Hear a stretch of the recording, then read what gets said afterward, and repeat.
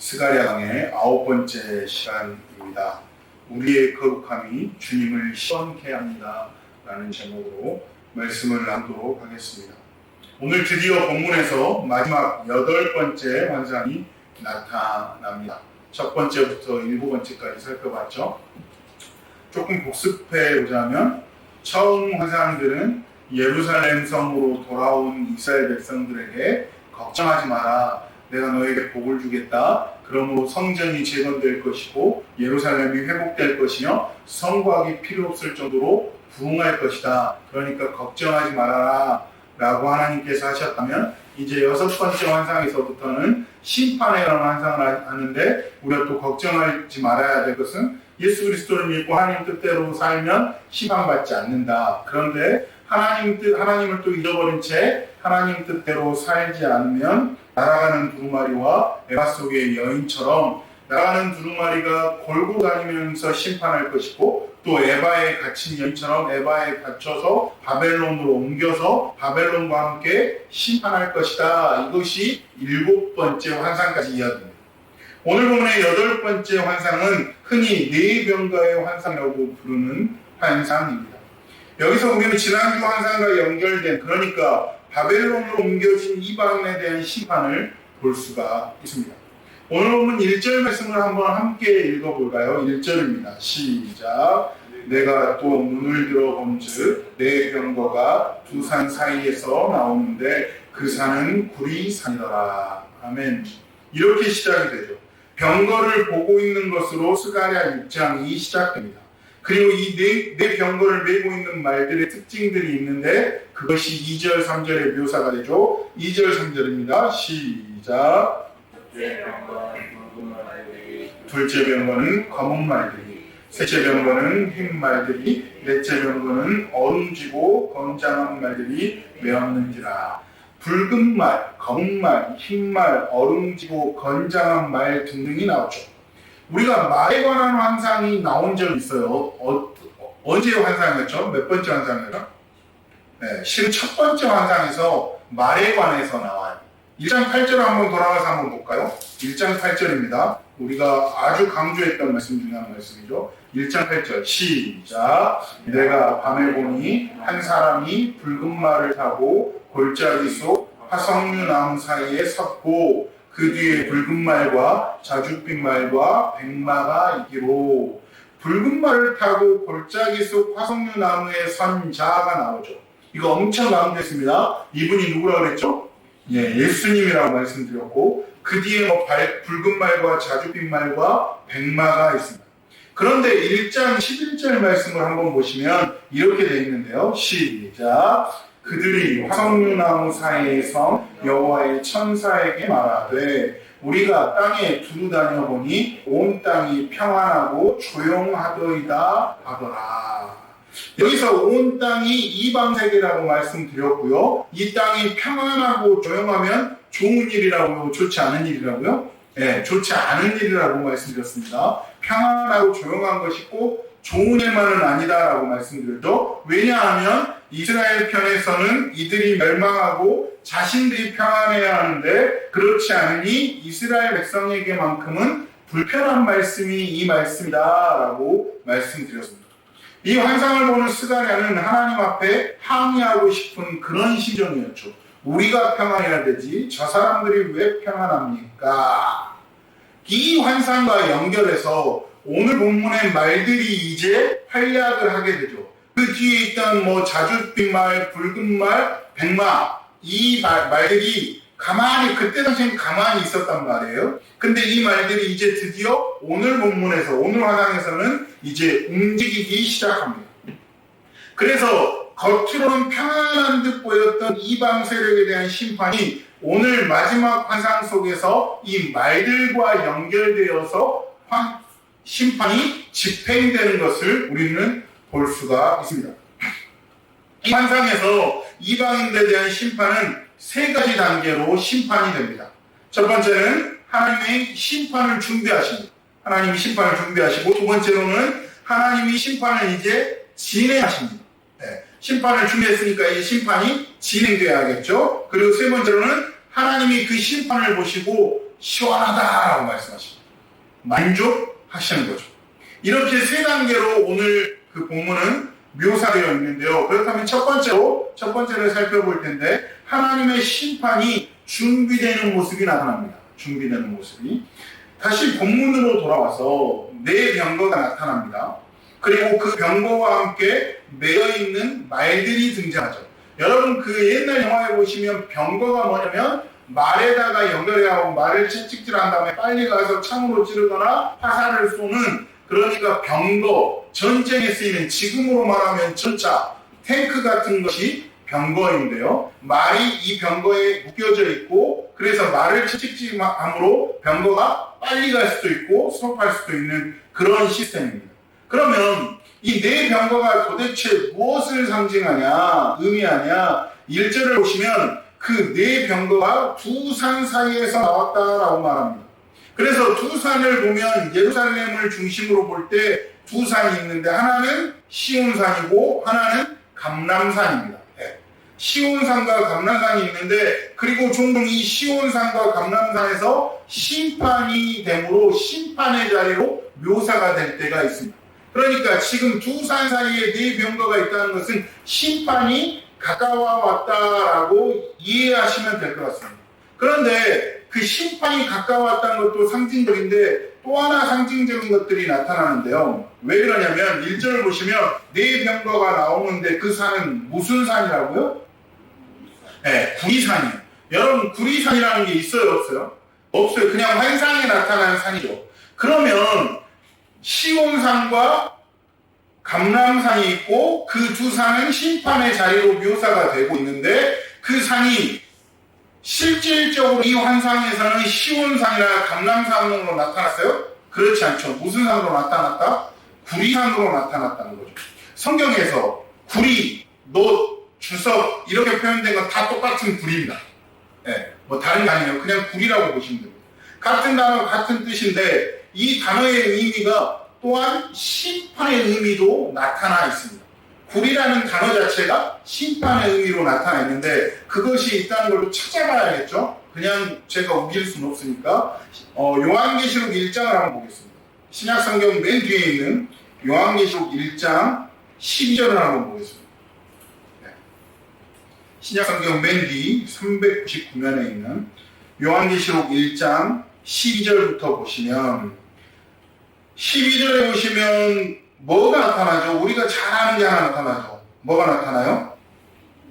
몸을 돌이켜 나에게 말한 음성을 알아보려고 돌이킬 때 뭐요? 일곱 금 촛대를 보았는데, 우리가 잘 알고 있죠? 일곱 금 촛대 하면 뭘 생각해야 돼? 우리가 교회를 생각해야 돼. 교회를. 네. 교회가 나와요. 그리고 나서 13절을 보시면 촛대 사이에, 그 교회 사이에 뭐가 있어요? 임자 같은 이가 있어요. 여러분 임자 같은 이가 뭐예요? 예수님을 상징한다고 말씀드렸어요. 왜 그랬죠? 다니엘에 보면, 성경 다니엘에 보면 다니엘이 뭔가 환상을 보는데 임자 같은 이라고 했어요. 임자 같은 이, 사람 같기는 한데, 사람의 아들 같기는 한데 아닌 것 같고, 이런 느낌. 그러니까 참 신이면 참 인간이신 예수님의 모습을 다니엘이 보고 임자 같은 이라고 했다고 말씀드렸습니다. 그 임자 같은 이 하면 우리가 딱 하면 뭐가 나타나야죠? 예수님. 일곱 금초대 하면 뭐? 교회. 인자 같은 이 하면 뭐? 예수님. 그래서 예수님이 나타나요. 근데 요한계시록이면 여러분 예수님이 왔다 가셨어요? 처음 한 번도 안 오셨어요. 왔다 가셨어요. 그럼 요한계시록에서 예수님을 상징한다는 건 어떤 걸 상징할까요? 다시 오실 예수님에 관한 상징입니다. 예수님이 이번에는 심판하지 않고 우리의 죄를 대신해서 용서하기 위해서 오셨고 우리를 구원해 주셨다. 이것이 초림이었다면 재림할 때 어떤 모습으로 오시냐가 여기에 나타나 있는데, 인자 같은 이가 나타나 있는데 뭐라고 되어 있어요? 13절을 보시면 촛대 사이에 인자 같은 이가 발에 끌리는 옷을 입고 가슴에 금띠를 띠고, 이게 무슨 의미냐면 제사장의 옷을 의미합니다. 그래서 제사장의 옷으로 대제사장직과 그의 권위와 권세를 상징한 것이 발에 끌리는 옷과 가슴에 금띠입니다. 다시 오실 예수님의 모습이죠. 그 다음에 또 뭐라고 되어 있죠? 14절을 보시면 그의 머리와 털의 희기가 흰 양털 같고 눈 같으며 그의 눈은 불꽃 같고 라고 되어 있죠. 머리털이 흰 양털 같다는 건 뭐예요? 그리스도의 성결을 의미합니다. 깨끗하다는 거죠. 흰색. 그 다음에 그의 눈은 불꽃 같다. 모든 것을 아시는 전지전능하신, 눈이 불꽃 같아서 모든 것을 다 보시고 아신다는 의미고요. 그 다음에 이제 우리가 알아야 될 단어가 나오죠. 15절 시작. 그의 발은 물에 달려난 빛나는 주석 같고 그의 음성은 많은 물소리 같으며 그의 발은 풀무불에 단련한 빛난 뭐 같다고? 주석 같고. 이 주석이 뭐라 그랬어요? 구리. 예, 자, 구리, 주석, 놋 이거 다 구리라고 말씀드렸습니다. 그의 발은 주석 같다. 이 말이 뭐예요? 십자가에 못 박힌 발과는 달리 이제는 영광과 권능으로 오셔서 반대자들을 짓밟아 심판하실 것을 상징합니다. 그러니까 구리하면, 성경에 구리하면 물론 진짜 구리가 나올 수도 있겠지만 예수 그리스도를 상징하는데, 또한 하나님의 나라를 이야기하는데 구리하면 무슨 뜻이다? 심판의 뜻이다. 네.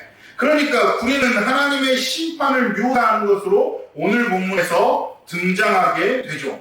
나중에 예수님의 재림 모습 요한계시록도 강의가 할 때가 있으면 그 뒷부분은 또 설명해 드리겠습니다만 아마 쉽지는 않을 겁니다. 네, 제가 강의를 이제 좀 자제하기로 했어요. 네, 주일 오전 예배, 스페리아 강의, 주일 오후 예배 또 시작되면 로마서 해야 되죠. 네, 그래서 제 머리가 너무 복잡하기 때문에 언젠가는 또 하겠죠. 어쨌든 구리는 심판을 상징한다라는 것을 알고 계시면 됩니다. 그리고 나서 이제 그 산이 구리산이라는 것은 이제 어떤 의미예요? 이 구리산에서 심판이 시작된다라는 것의 의미죠.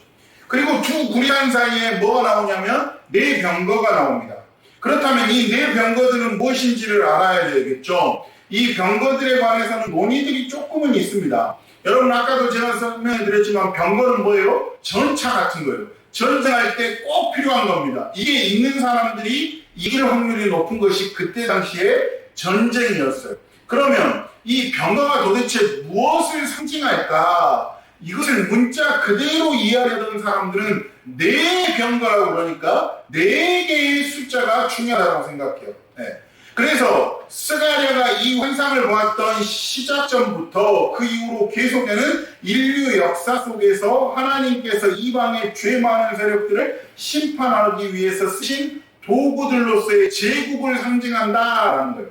그러니까 무슨 말이에요? 구리는 하면 심판인데 이제 심판 하나님께서 시작하시는데 그 심판을 통해 사용하는 도구가 무엇이다? 네 병거다. 네 병거인데 그러면 하나님께서 심판을 사용하시는데 왜 굳이 네 병거라고 했을까? 그러면 이스라엘이 바벨론으로 돌아온 다음부터 하나님께서 쓰인 하나님께서 쓰셨던 나라들, 네 나라들이 있어요. 남유다를 멸망시켰던 바벨론을 누가 멸망시킵니까? 두 번째 병거로서 메데 가사, 페르시아입니다. 여러분 역사책에서 배우는 건 페르시아인데 페르시아가 바벨론을 물리쳐 버리거든요. 그래서 페르시아가 대제국을 형성하죠. 근데 페르시아는 누구에게 망해요? 그리스, 알렉산더 대왕으로 상징되는 그리스에게 망합니다. 성경에는 히랍이라고 되어 있습니다. 히랍, 이게 그냥 그리스라고 생각하시면 돼요. 그러면 이 알렉산더 대왕은 누구에게 망합니까? 역사까지 공부하는 광주교회 설교 시간입니다. 로마에게 멸망합니다. 그러니까 예수님 오시기 전까지 네 개의 병거가 무엇을 상징하냐? 바벨론. 왜? 하나님께서 심판하실 때 강대국을 사용하시는데 바벨론을 사용하셨고 그 다음에 메데 가사를 사용하셨고 그 다음에 그리스 알렉산더 대왕을 통해 사용하셨고 그 다음에 로마를 사용하셨다. 그래서 이 네 제국이 네 병거다라고 주장하는 신학자들이 있습니다. 네, 동의하는 편입니다.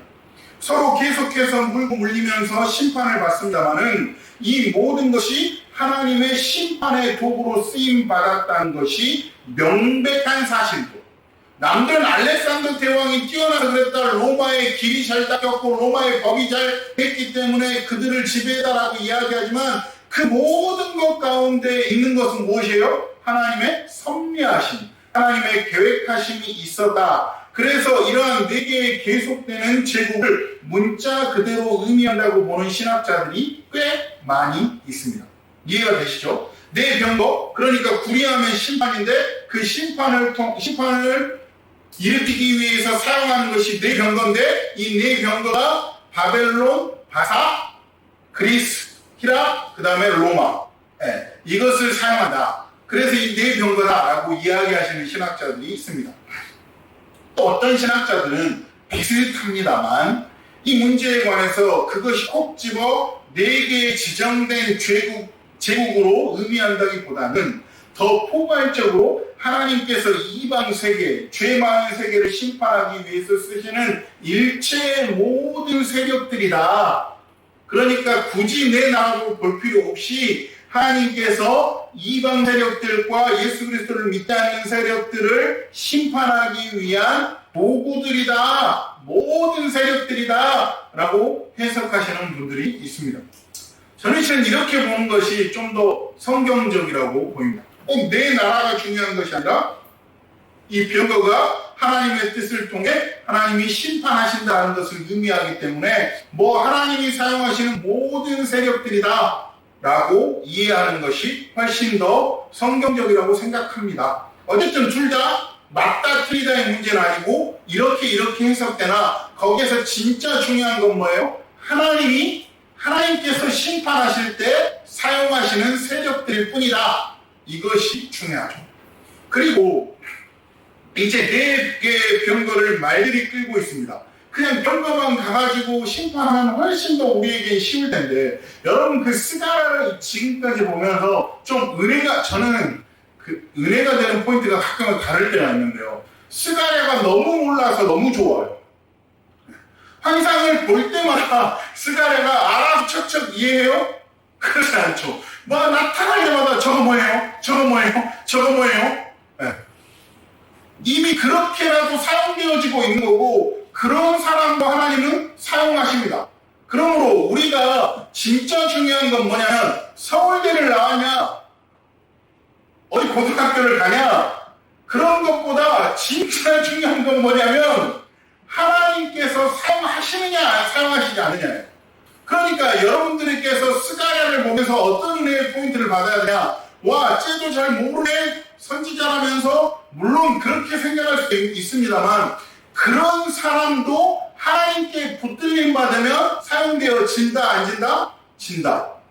갑자기 제가 새길로 빠졌습니다만 이런 데서 저는 은혜가 돼요. 스가랴 오늘 본문에서도 그렇잖아요. 몰라요 저거 뭐예요. 그래서 우리도 골치 아프죠. 그냥 4개 병거 정도만 나오면 좋은데 그 다음에 또 뭐가 나와요?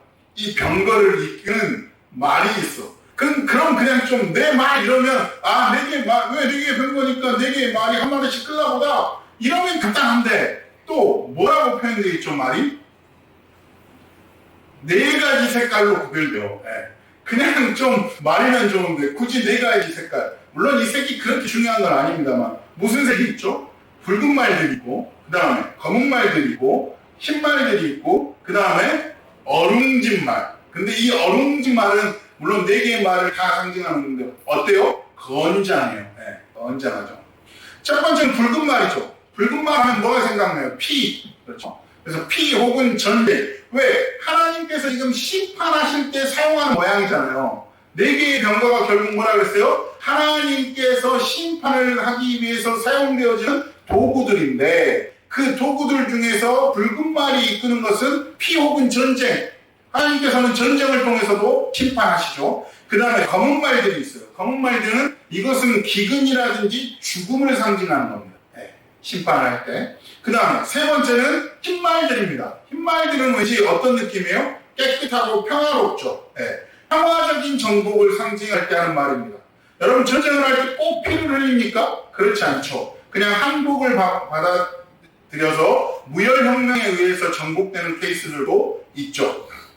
그 다음에 4번째는 어룽진 말이에요. 여러분들 어룽진 말이 뭐 같아요? 한번 생각해보세요. 뭐예요? 여러분 말 중에 어룽지다. 무슨 말 같아요? 여러분들 붉은 말, 흰 말 다 있잖아. 여러분들이 아는 말, 잘하는 말 하나 있어요. 뭐예요? 언론말. 얼룩말, 얼룩졌다 이 말이에요.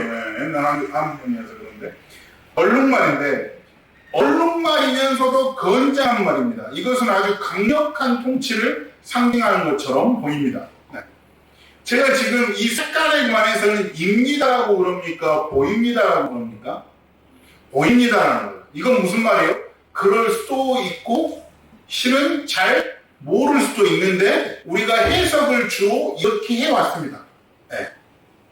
그래서 왜냐? 하나님께서 심판을 하시는데 사용되는데 이 색깔들이 혹시 하나님께서 심판하는 방법에 대한 색깔들이 아닐까라고 해석하는 거지 정확하다고 보기는 보일 수도 있고 아닐 수도 있죠. 혹시 천국 가서 하나님께 여쭤보시기 바랍니다. 어쨌든 많은 신학자들이 이렇게 해석을 합니다. 하나님께서 인류 역사 가운데 죄와 악으로 가득 찬 문명이나 제국이나 사회를 심판하실 때 그 방법은 다양했죠. 어떤 때는 전쟁으로, 어떤 때는 기근으로, 어떤 때는 평화로운 정권 교체로, 어떤 때는 강력한 통치에 의해서 하나님께서 세력을 무너뜨리고 또 다른 세력들을 세우시면서 역사를 진행시켜 가셨습니다. 그렇죠? 이런 것들을 상징하는 것으로 네 병거와 그것들을 메고 가는 네 말들을 우리에게 보여주셨습니다. 그리고 나서 4절 5절 말씀을 한번 보실까요? 4절 5절입니다. 시작. 내가 내게 말하는 천사에게 물어 이르되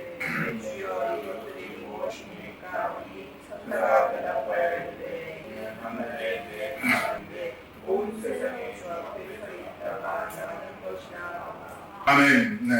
아까도 말씀드렸지만 시간에가 아무것도 모릅니다. 그래서 물어보죠. 네. 하늘의 네 마음인데 온 세상에 주 앞에 서 있다가 나가는 것이라 하더라. 지금 나갔어요? 안 나갔어요?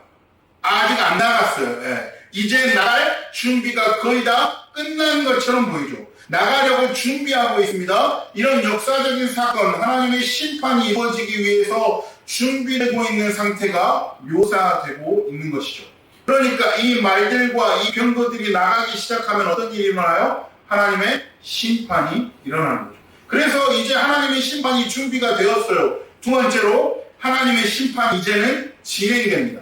첫 번째로 하나님의 심판이 준비되는 걸 보여주셨고요. 두 번째로 하나님의 심판이 진행되는 것이 보여집니다. 6절 7절 말씀 한번 보실까요? 6절 7절입니다. 시작. 검은 말은 북쪽 땅으로 나가고 흰 말은 그 뒤를 따르고 어룽진 말은 남쪽 땅으로 나가고 건장한 말은 나가서 땅에 두루 다니고자 하니 그가 이르되 너는 여기서 나가서 그 땅을 두루 다니라. 그 땅에 두루 다니더라. 아멘. 이제 심판이 진행되고 있는데 우선적으로는 하나님의 심판이 북쪽과 남쪽으로 진행이 됩니다. 그리고 나서 건장한 말들이 어떻게 해요? 두루 다니면서 심판을 하게 되죠. 그래서 북쪽은 바벨론 세력을 상징하는 것이라고 말하고요. 왜요? 이 예루살렘에서 북쪽은 바벨론입니다. 그럼 남쪽은 어디예요? 애굽이죠. 이집트예요. 그래서 바벨론, 이집트를 하나님께서 심판하실 것이다 라고 그 다음에는 어떻게 해요? 모든 곳으로 건장한 말들이 나가죠. 그러니까 여기서도 북쪽, 남쪽이 바벨론이다, 그 다음에 애굽이다 이것보다 하나님의 심판은 온 사방군대로 흩어지는 것이다. 네. 지금 이 역사가 진행되고 있는 건 어디입니까? 이스라엘입니다. 네. 시온의 예루살렘 땅, 이스라엘이라는 나라의 예루살렘이라는 작은 도시에서 이 예언을 받게 되었죠. 그러면 성경의 지금 역사의 중심은 이스라엘이라는 거죠. 네. 이스라엘 중심으로 생각해요. 근데 어떤 분들은 또 여기에서 북쪽, 남쪽, 성경에서 또 동방이 나올 때가 있어요. 동쪽. 그러면 거기가 어디냐? 동쪽이 어딘지 아냐? 대한민국이다. 우리가 동방이 지국이 아니냐? 동쪽. 그래가지고 우리 대한민국은 그때부터 성경 시대부터 준비되어 있던 거룩한 땅이다라고 막 이야기를 하시는데 더 놀라운 건 뭐냐면 거기서 아멘! 하는 성도들이 있다는 거죠. 그렇지 않습니다. 그때 당시 이스라엘 동쪽에봐 겨우 거기에요. 네. 우리나라까지 물론 하나님의 섭리하심과 역사하심은 우리나라까지 역사하시죠. 지금도 하시고 계시죠. 그러나 성경에서 말하는 동쪽이나 동방이 어디 가서 대한민국이다 하는 계시면 거기는 다니면 안 됩니다. 네. 거기서 또 제발 부탁하는데 거기 앉아서 아멘하고 계시지 마십시오. 얼른 뛰쳐나오십시오. 이런 이상한 분들이 있어서 제가 말씀드립니다. 드디어 바벨론은 그렇게 해서 심판을 받게 되고 멸망을 하게 되어 있습니다. 그러니까 하나님이 심판하시고자 하면 하나님을 모르고 하나님 뜻대로 살아가지 않으면 하나님께서는 심판을 하신다는 거죠. 그리고 이스라엘 민족들은 자유를 얻었고 이스라엘로 돌아오게 되었던 겁니다. 그럼 바벨론만 멸망할까요? 그렇지 않아요. 그렇죠? 역사적으로도 그랬고 지금도 마찬가지입니다. 하나님의 뜻을 알지 못하고 하나님 뜻대로 살지 못하면 개인인 우리도 멸망당하고 그 나라도 멸망당하는 겁니다. 그것이 하나님의 뜻이죠. 예수 그리스도를 믿으면 천국에 갑니다. 예수 그리스도를 믿지 않으면 멸망당합니다. 지옥에 갑니다. 이것이 복음의 핵심입니다. 네. 그러므로 예수 그리스도를 믿으면 이 심판을 피할 수가 있고 예수님을 믿지 않으면 바벨론이 멸망한 것처럼 멸망할 수 있습니다. 그리고 세 번째로, 마지막 세 번째로 이것을 보시면서 하나님은 시원해 하십니다. 네, 시원해 하십니다. 하나님께서 심판을 준비하셨고 심판을 하신 다음에 놀랍게도 하나님은 만족해 하세요. 시원해 하세요. 네. 하나님의 소감이 나타나 있죠. 8절 말씀을 한번 볼까요? 8절입니다. 시작. 그가 내게 외쳐 말하여 이르되 북쪽으로 나간 자들이 북쪽에서 내 영을 쉬게 하였느니라 하더라. 네. 하나님께서 말씀하시는데 내 영을 쉬게 하였느니라 라고 했어요. 네. 지금 우리가 보고 있는 한글 번역판이 뭐죠? 개역 개정판입니다. 그런데 실은 이 8절은 제가 볼 때 개역판이 훨씬 더 이해하기 쉽고 훨씬 더 번역을 잘한 것 같아요. 개역판 뭐냐면 우리가 이걸 보기 전에 봤던 성경책입니다. 그렇죠? 제가 전도사 때니까 2004년 이때쯤에 성경을 한참 바꾸기 시작했어요. 개역 개정판이 나와서 그 전에 봤던 개역판은 오래된 말이고 한문으로 된 용어가 많아서 어려우니까 우리 좀 더 개정을 해보자 해서 나온 게 개역 개정판인데 보수적인 교단들은 거의 다 이 개역 개정판 지금 우리가 보고 있는 성경을 쓰고 있습니다. 그런데 실은 그 전판이 이 8절 번역만큼은 제가 볼 때는 그게 훨씬 더 잘 되어 있어요. 내 영을 쉬게 하였느니라 이게 뭐라고 되냐면 그 전에는 내 마음을 시원케 하였느니라 라고 되어 있죠. 여러분 내 영을 쉬게 하였느니라 하면 어떤 느낌이요? 잘 모르겠고 왜 쉬지? 이런 느낌인데 하나님께서 심판을 준비하시고 하나님을 심판하신 다음에 하나님이 뭐라고 말씀하세요? 내 영이 시원케 되었느니라. 시원하다는 거예요. 여러분 대학교에서 밖에 있다가 에어컨 있는 방에나 집으로 들어오면 어떻게 해요? 시원하죠. 그런 느낌이에요. 앓고 있던 이가 싹 빠져버린 느낌. 하나님께서 이제 심판하신 다음에 시원하다라고 말씀하세요. 이것은 하나님의 뜻이 이루어졌고 이제 이스라엘 백성들 괴롭히든 또 다른 세력의 죄와 악이 심판되었으므로 하나님의 공의와 거룩함이 만족되었다라는 선포이십니다. 주님의 마음이 시원케 되었어요. 그런데 이 시원함이 우리가 시원하다. 물론 그런 것도 있지만 또 어떤 의미냐면 죄를 볼 때 하나님은 언제나 안타까워하시죠. 여러분 하나님께서 우리를 볼 때 우리가 죄를 짓는 모습을 볼 때 저 죽여야지 그러시겠어요? 아니요. 자신의 사랑하는 백성이니까 안타까워하십니다. 죄와 악 있는 곳에 주님의 마음은 들끓 듯 질투를 느끼십니다. 아, 내 사랑하는 자녀가 나를 사랑해야 되는데 다른 것을 사랑하고 있구나라고 질투심을 느끼시죠. 그러나 이 죄가 용서된다든지 죄가 심판될 때 하나님은 어때요? 그 안타까운 마음을 거두시고 기뻐하시고 시원해하시죠. 우리가 주님 품 안에 돌아왔을 때 하나님은 시원해하시는 거예요. 심판받은 그 사람들을 바라보며 시원해하는 것도 있지만 그것보다 더 중요한 것은 무엇이냐? 우리가 죄를 벗어나 하나님 앞에 용서함을 구하고 하나님 뜻대로 살아가며 하나님께 돌아올 때 하나님은 시원해 하신답니다. 사랑하는 성도 여러분, 이제 말씀을 맺겠습니다. 하나님은 심판을 준비하시고 심판을 행하시며 그것을 보시고 만족해 하시며 시원해 하십니다. 오늘 우리의 삶 속에서도 주님의 마음을 안타깝고 질투하게 하는 대상이 되지 않도록 우리가 주의하며 살아야 합니다. 우리가 주님보다 더 사랑하는 것이 우상이라고 지난 말씀에서 말씀드렸는데 주님보다 더 사랑하는 것이 없도록 우리를 계속해서 점검해야 합니다. 계속해서 점검하며 주님만을 더욱더 사랑해야 합니다. 사랑하는 성도 여러분, 저를 포함해서 우리가 다시 한번 우리를 점검하기를 원합니다. 우리 삶 속에 주님의 마음을 안타깝게 하고 질투하게 하는 대상이 혹시 나는 아닌가 점검해야 합니다. 내가 혹시 그분의 마음을 시원케 하는 자가 아니라 그분의 마음을 안타깝게 하는 자는 아닌지 점검해야 합니다. 우리가 주님의 거룩함 앞에 서서 우리가 거룩하게 살아가고 있는가 점검하고 우리가 거룩하게 그러니까 예수님을 믿지 않는 자들보다 다르게 살아가려고 할 때 하나님은 우리를 보며 시원해 하실 줄로 믿습니다. 더운 여름이 우리에게 오고 있습니다.